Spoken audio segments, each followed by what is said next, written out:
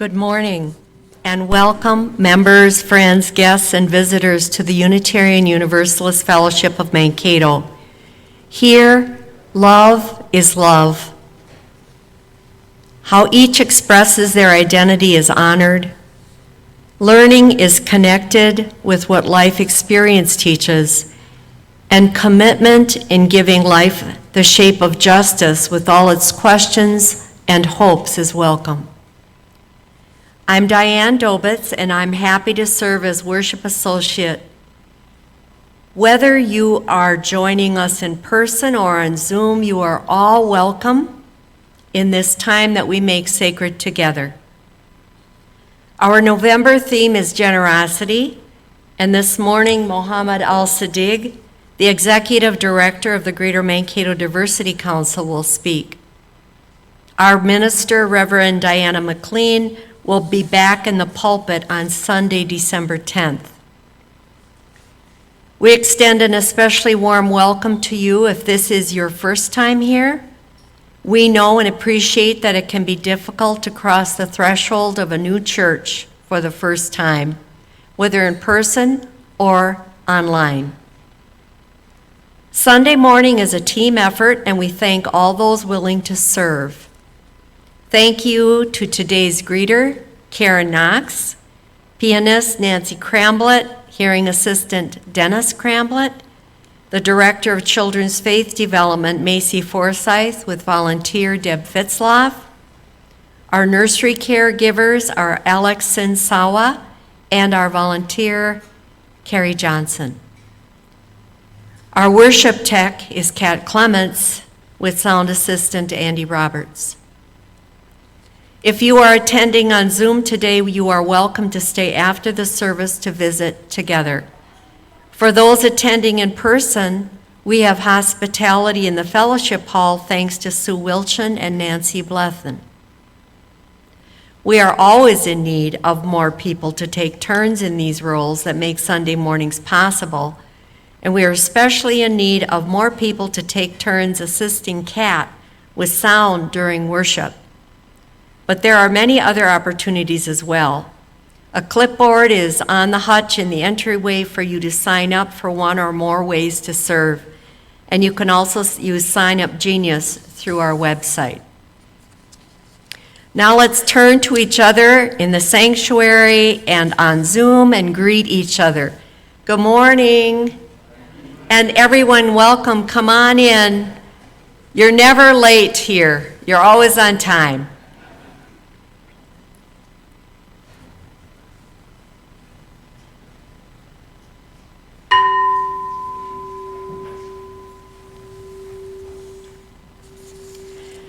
We begin our worship service acknowledging that the land on which we meet is the traditional homeland of the Dakota peoples.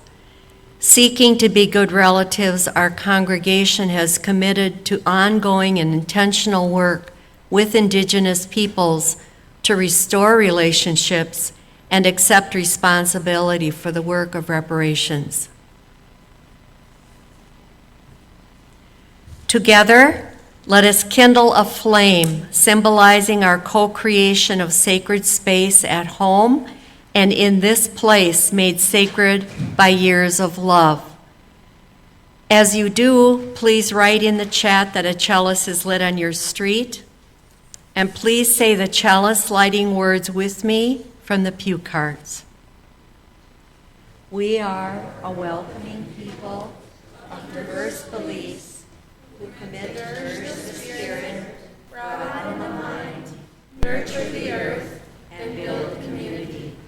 May this flame rekindle, remind us to strive today and every day to love beyond belief.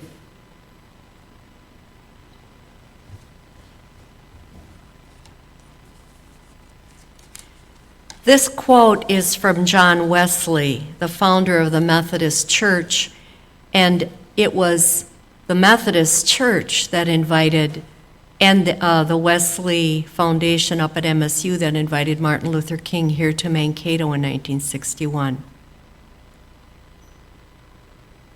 Do all the good you can, by all the means you can, in all the ways you can, in all the places you can, at all the times you can, to all the people you can, as long as you ever can. So this morning we'll be remembering Martin Luther King's visit to Mankato in November of 1961. He visited as part of the third annual lectureship for the Wesley Foundation, which is a Mankato State College religious student organization, and he also spoke at Centenary Methodist Church and gave a speech at what was then Mankato High School, now Mankato West High School. Mohammed Al-Sadiq from the Greater Mankato Diversity Council will speak to the ongoing work of creating an inclusive community that celebrates diversity that Martin Luther King challenged us to do during his visit in 1961. Our reading this morning is the reflection that begins the Soul Matters materials for November's worship theme, generosity. It would be easy to see this as a month of niceness. After all, for many, the call of generosity is equated with the call to be kind. But that's not the spiritual understanding, and certainly not the sort of gift our faith sees in generosity. First of all, it's transformative. Generosity doesn't just brighten our days, it changes how we relate to life. Let's be honest, life can harden us. And before it does that, it often hurts us. So we can't be blamed for viewing life as a threat, like some kind of dangerous obstacle course or a giant game of King of the Hill, where the winners take all and the rest of us are thrown to the bottom, bruised and empty-handed. No matter what metaphor fits, it's almost impossible to think our way out of on our own. A person notices, but then these seemingly smaller sentimental gestures come our way. A person notices another person forgot to bring their bus pass and pays the fare for them without being asked. A neighbor shovels another neighbor's part of the driveway when they do their own. The nurse takes a half hour to sit with us while we wait for the results. It wasn't her job and she doesn't have the time, but she did it anyway. In these simple moments, the world suddenly feels less cold. A crack sets in. Our obstacle course, winner-take-all view of life gives way to something softer. We may still hurt, but it also feels as though life itself is trying to help. That's what generosity does. It transforms. It also connects. Deep down, we know the difference between giving and giving generously. The former is taken from our extra. The latter is taken from what is essential. It's the difference between giving our loose change and giving of our time, of ourselves. And when you hand over a part of you to someone else, your vulnerability meets their vulnerability. You haven't just helped, you've shown you care. Both of you feel seen and less alone. But make no mistake, generosity doesn't stop there at care and connection. It also challenges. True generosity doesn't just ask us to care for people. It also calls us and others out. When you look at life through the lens of generosity, charity loses its sheen, and many of those who have much are exposed as hoarding what others need.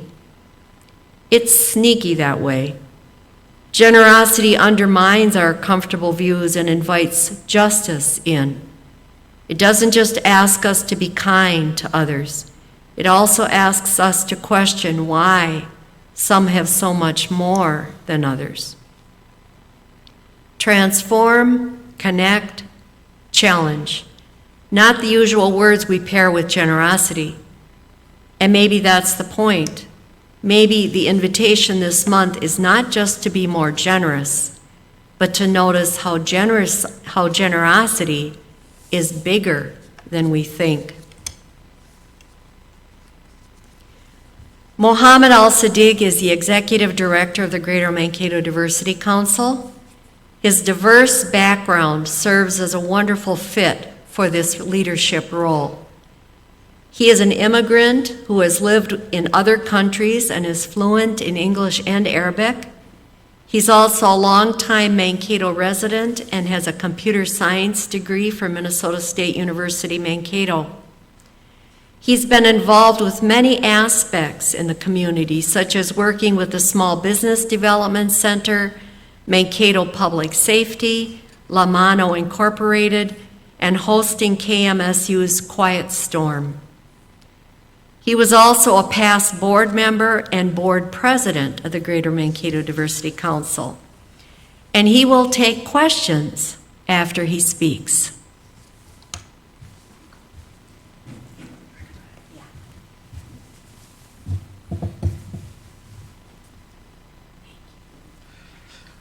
Good morning.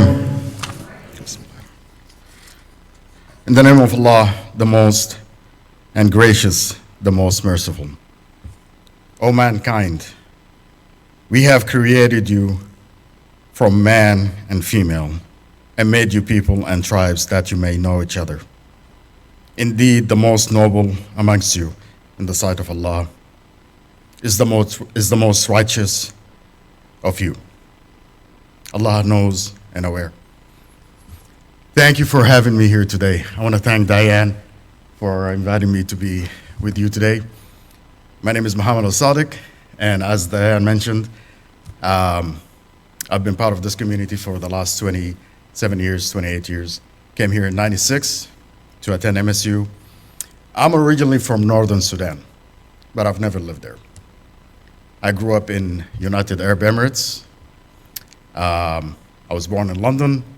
My dad and my mom were in medical school.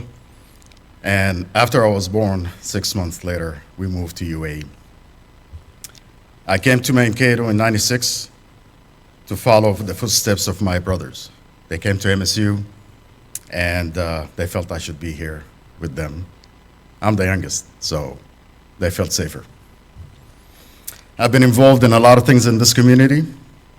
I vowed to make this community home for myself, for my family, for my friends. That's why I'm involved with the Diversity Council and other work that we've done in the past.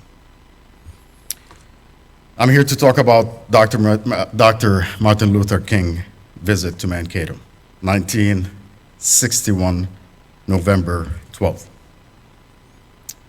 Dr. Martin Luther King visited Mankato, Minnesota State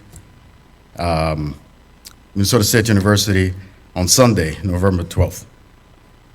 It was part of the third annual lectureship of the Wesley Foundation, a Mankato State College religious group organization. He gave two speeches, one at the Century Methodist Church. It was called the Good Neighbor, and a speech at Mankato High School, Facing Challenge of the New Age. The Martin Luther King Jr. speech in Mankato collection consists of audio recordings and transcripts that you can find at the MSU library. So I implore you to look it up. It's very informative and very enlightening. Martin Luther King Jr., or Dr. Martin Luther King, we were debating about that. Might cause some confusion to some people. So his message was about social justice and what it means. We all deserve social justice, whether we're black, whether you're white, whether you're male or female, a child, a senior. Some of us might argue that more subtle sociological and cultural grounds or backgrounds that makes us different. I challenge that notion. We are no different than each other. O mankind, we have created you, male and female, and made you people and tribes. You may know each other.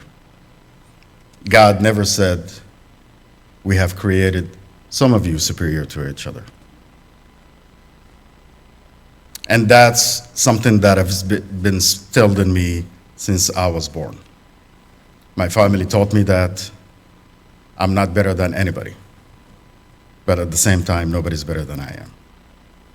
Treat people equally, with respect, be just, be noble in your treatment. Dr. Martin Luther King gave us challenges when he visited Mankato. He said they would say that if you integrate schools and if you integrate other facilities, the Negro will pull the white race back a generation. The Negro is not culturally ready for integration.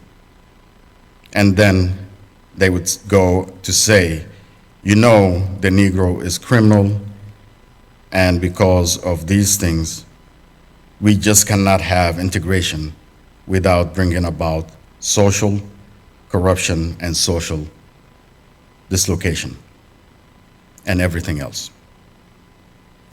Now the people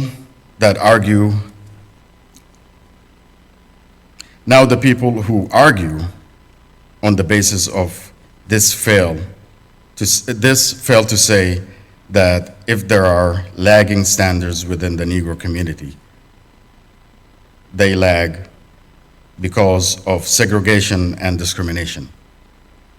They fail to say poverty, ignorance, and disease breed crime, whatever the social group may be. These things are environmental and not racial. And it is torturous logic to use the tragic results of segregation as an argument for the continuation of it.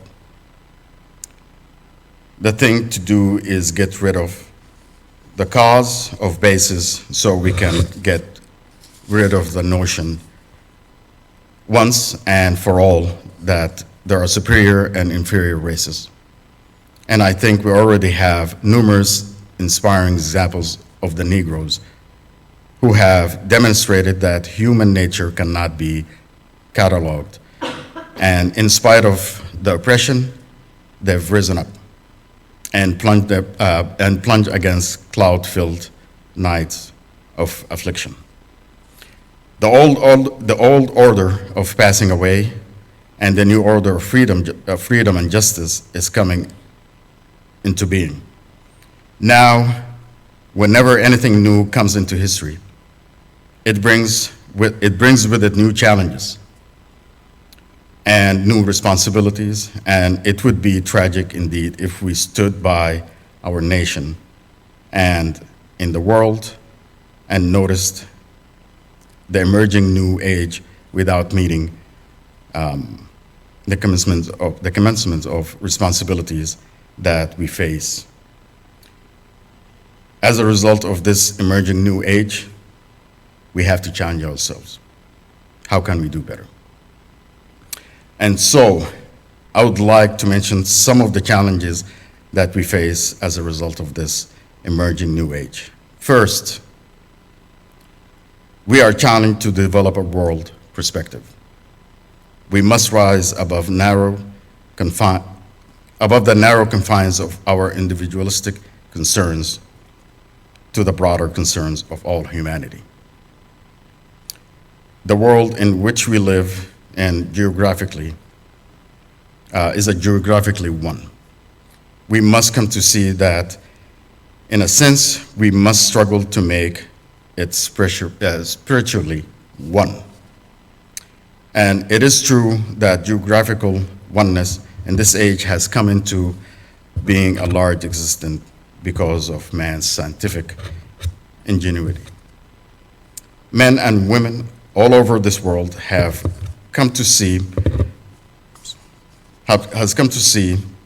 this. If we are to meet the challenges of the new age, we will succeed. And it's been proven. The second challenge is we must get rid of the notion once and for all that there are superior and inferior races. Now, for some reason, this idea still lingers around. The idea that there are some races that are superior and other races that are inferior. Now, certainly, there are no intellectual basis for this.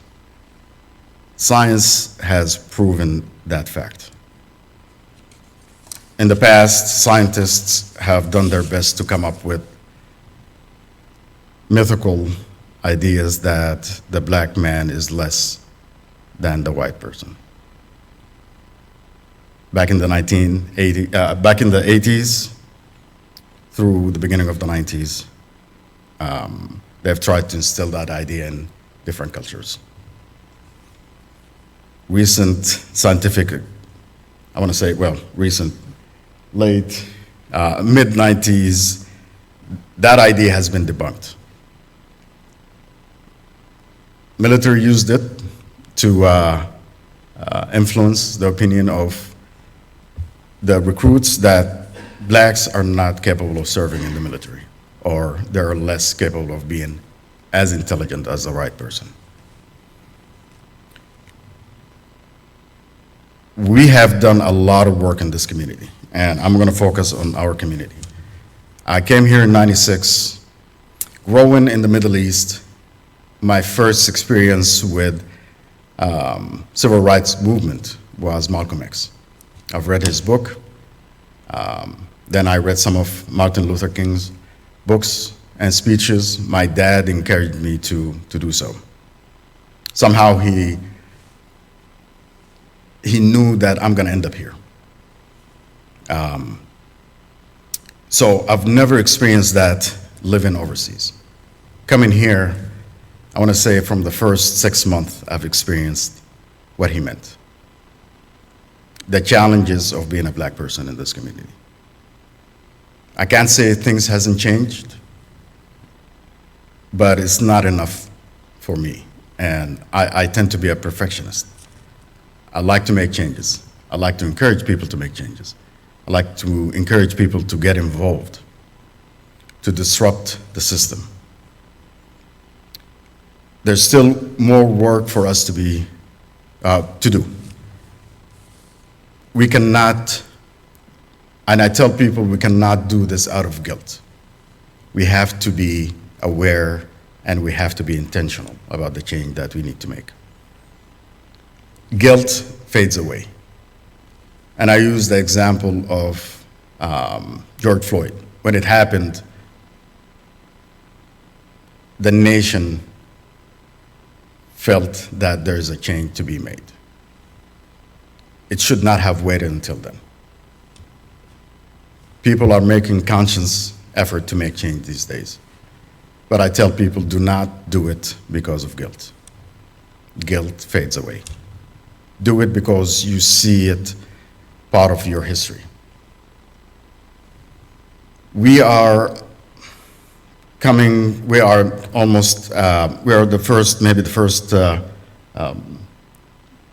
23 years into the century.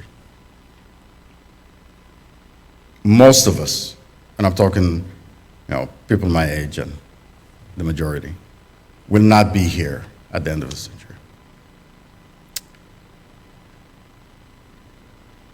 We are building this community for the next generation and the generations after that.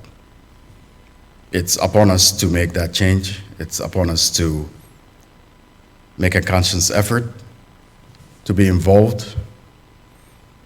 Martin Luther King Jr. marched, suffered, jailed, amongst others, for people like me to be able to live somewhat of a just life. I'm not the most speech giver, the best speech giver. I'm talking about my own experiences here. So I encourage you to look in yourself, see what you need to change, be involved, be vocal. Some people might have it in their hearts that, yes, we need to see change happening, but they do not do anything. I encourage people to be outspoken. I encourage people to get involved in any way possible. And we're not talking about just the civil rights in this country. We're talking about international affairs. And Diane talked about my brother who's Palestinian. So I explained to Diane what that means. So we are about 3 months, there's 3 months difference in between us, gap, I guess. My mom nursed him when he was born, because his mom had a complication at birth. So we became brothers. I've lived this conflict I'm 48 years now. I've lived this conflict for 40 years, and I became aware of it at 8 years old. Other conflicts all over the world: Africa, Asia, Europe. We see conflicts. We cannot keep silent about these things. We have to get involved. And there's a proverb that says the least thing that you can do when it comes to being an activist is saying something. You don't have to actually get out there and fight. You can say something. That's the least thing you can do. I encourage people. Yes. Got about 10 minutes for questions. Okay. All right. Perfect. Okay. So, thank you, Dan, for that reminder. Thank you, and I guess I have 10 minutes for questions. Again, I encourage people to get involved in this community. I encourage people to reach out to your neighbor, get to know your neighbor. We are changing. Demographics are changing in this community, and with change comes good things. The diversity in opinions, diversity in taste, the diversity in belief. I think it will help this community flourish. Thank you very much for your time. Again, I'm not the best speaker, but I had to be here because of Diane asked me to be here with you guys. Thank you again. God bless you. And I'm ready for any questions.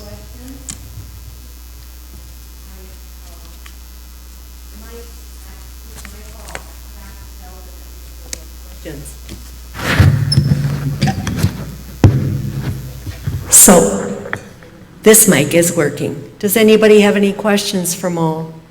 Yes, Melinda. What is the proverb that you quoted? Basically what it means, so I'm translating from Arabic. The least thing you can do to be an activist is to say something and not be silent. The most thing you can do is gear up and go and fight. That's the top thing that you can do. But the least thing is say something and don't be silent.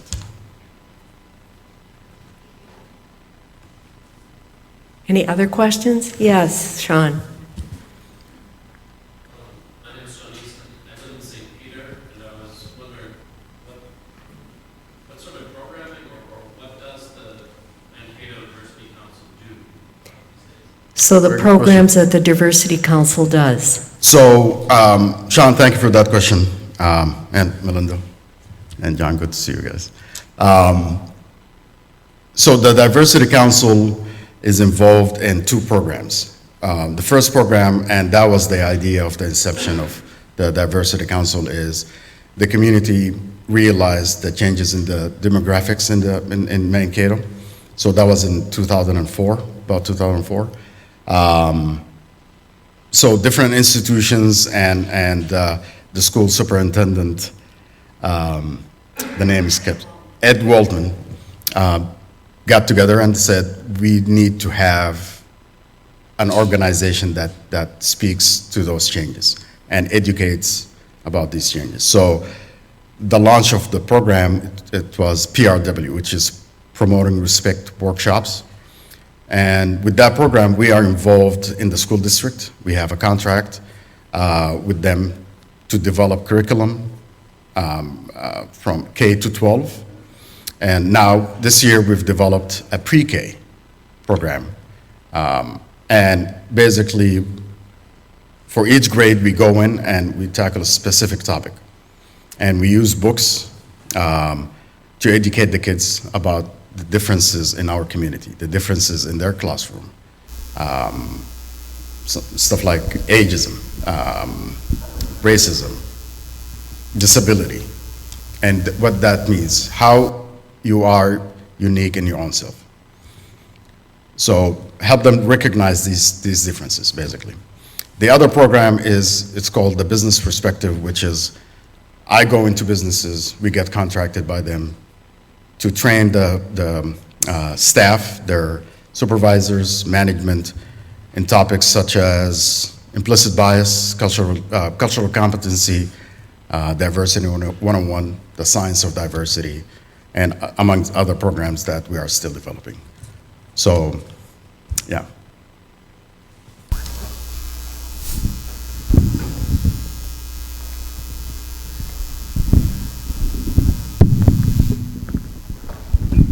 I'm just curious about your thoughts on what's going on in the Mideast right now. So I thank you for that question. I mentioned that I've lived this through this conflict most of my life, and I come back to the verse from the Quran: "O mankind, we have created you from different tribes and people."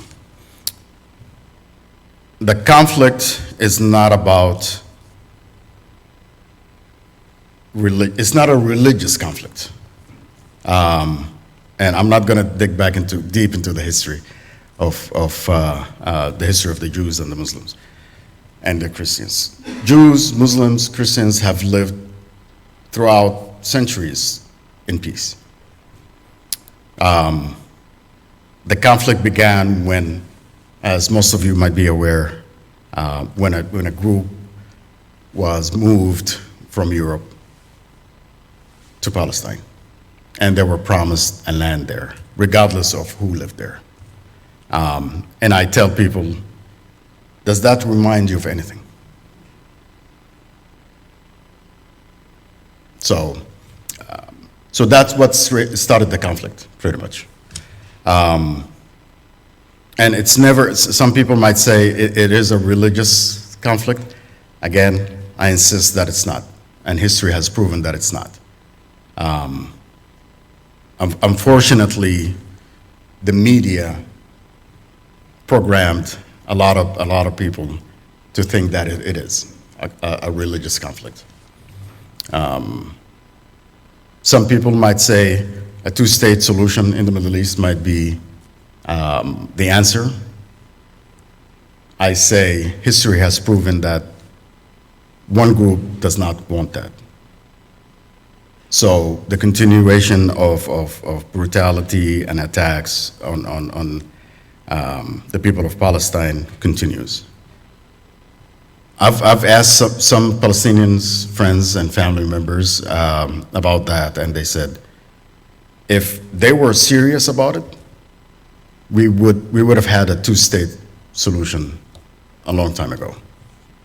But history has proven that that's not the case. I've met with Jewish friends. I've listened to Jewish scholars and rabbis talking about how they've lived throughout centuries together. How Jews in Iran, Jews in Morocco, Jews in Tunisia, there were Jews in Sudan even. And I remember my dad telling me about His best friends were Jews going to school with him back in Sudan. If you ask them, they will tell you they live respected.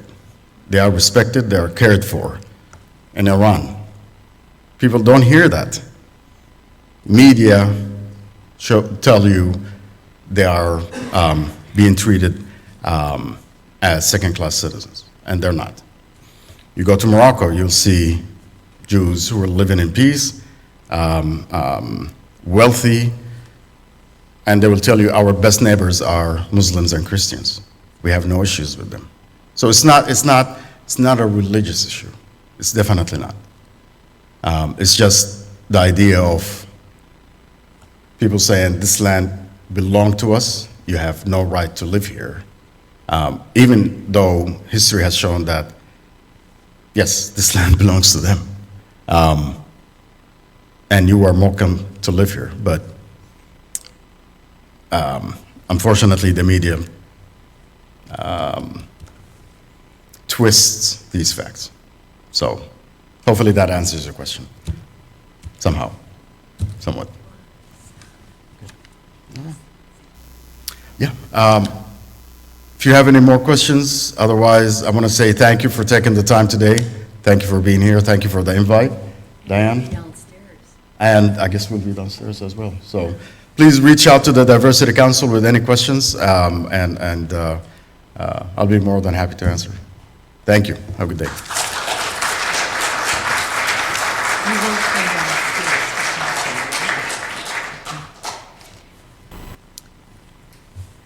The words for extinguishing the chalice are in your pews on the pew card. As we extinguish the chalice, let us also extinguish our chalice at home if we are on Zoom.